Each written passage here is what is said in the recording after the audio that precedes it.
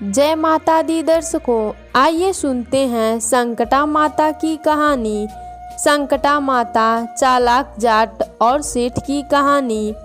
किसी गांव में एक सेठ का परिवार रहता था।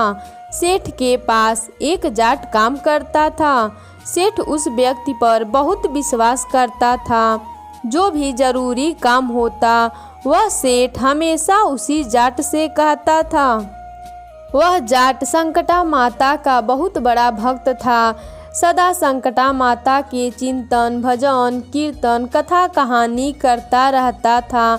एक दिन उस जाट ने सेठ से अपने गांव जाने की छुट्टी मांगी थी। उसने सेठ से कहा, मेरे गांव वाले संकटा माता की पूजा करवा रहे हैं, भजन कीर्तन करवा रहे हैं। उन्होंने मुझे बुलाया है, कुछ दिन की छुट्टी दे दीजिए। उसे छुट्टी देते हुए सेठ ने कहा, भाई मैं तो संसारी आदमी, हमेशा परिवार के काम में व्यस्त रहता हूँ, जिसके कारण कभी तीर्थ गमन का लाभ नहीं ले पाता हूँ। तुम जा ही रहे हो तो यह लो 100 रुपये मेरी ओर से, इसे संकटा माता के चरणों में समर्पित कर देना। भक्त सेठ से 100 रुपये लेकर अपने गांव निकल गया संकटा माता का भजन करने। कई दिन की पैदल यात्रा करने के बाद वह अपने गांव संकटा माता के मंदिर पहुंचा, जहां गांव वाले संकटा माता की भजन कर रहे थे। मंदिर में पहुंचकर उसने देखा कि सारे गांव वाले संकटा माता के भजन कर रहे थे। सारे भक्तजन संकटा माता की भजन बड़ी मस्ती में कर रहे थे। सभी की आंखों से अश्रुधारा बह रही थी। जोर जोर से संकटा माता की बोल गूंज रही थी। भजन में बहुत आनंद आ रहा था। जाट वहीं रुककर संकटा माता का नाम लेकर भजन करने लगा। फिर उसने देखा कि भजन करने वाले भक्तजन इतनी देर से भजन करने के कारण उनके ओठ सूखे हुए हैं।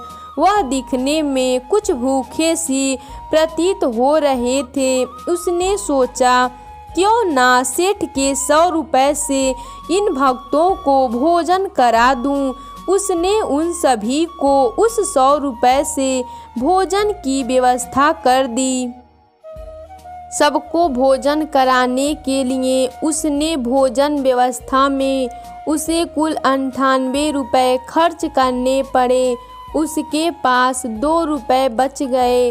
उसने सोचा, चलो अच्छा हुआ, 2 रुपये से संकटा माता के चरणों में सेठ के नाम से चढ़ा दूंगा।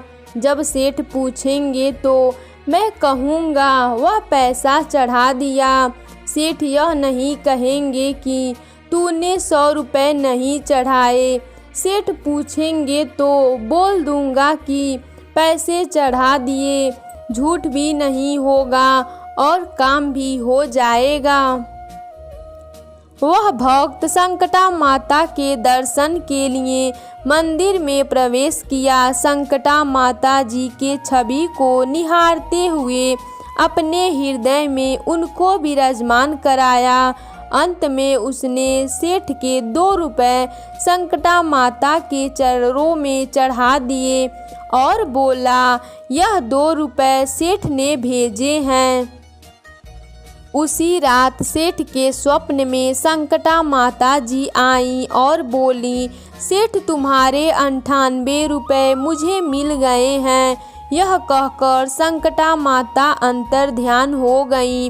अब सेठ सोचने लगा, मेरा नौकर बड़ा ईमानदार है, पर अचानक उसे क्या ज़रूरत पड़ गई थी।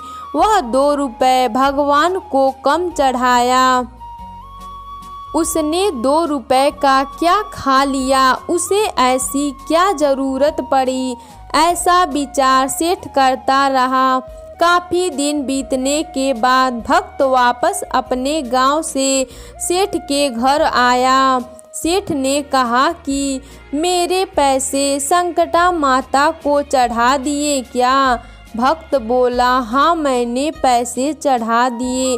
सेठ ने कहा, पर तुमने 98 रुपये क्यों चढ़ाए? 2 रुपये किस काम में प्रयोग किए? तब भक्त ने सारी बात सेठ को बताई कि उसने 98 रुपये से संतों को भोजन करा दिया था और संकटा माता को सिर्फ 2 रुपये चढ़ाए थे। सेठ बड़ा खुश हुआ। वह भक्त के चरणों में गिर पड़ा और बोला, आप धन्य हो, आपकी वजह से मुझे संकटा माता के दर्शन घर बैठे बैठे हो गए।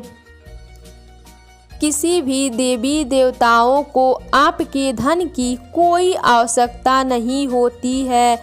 भगवान को वह 98 रुपये स्वीकार हैं जो उनके भक्तों की सेवा में खर्च किए जाते हैं, और उस 2 रुपये की कोई महत्व नहीं है जो उनके चरणों में नगद चढ़ाए गए हैं।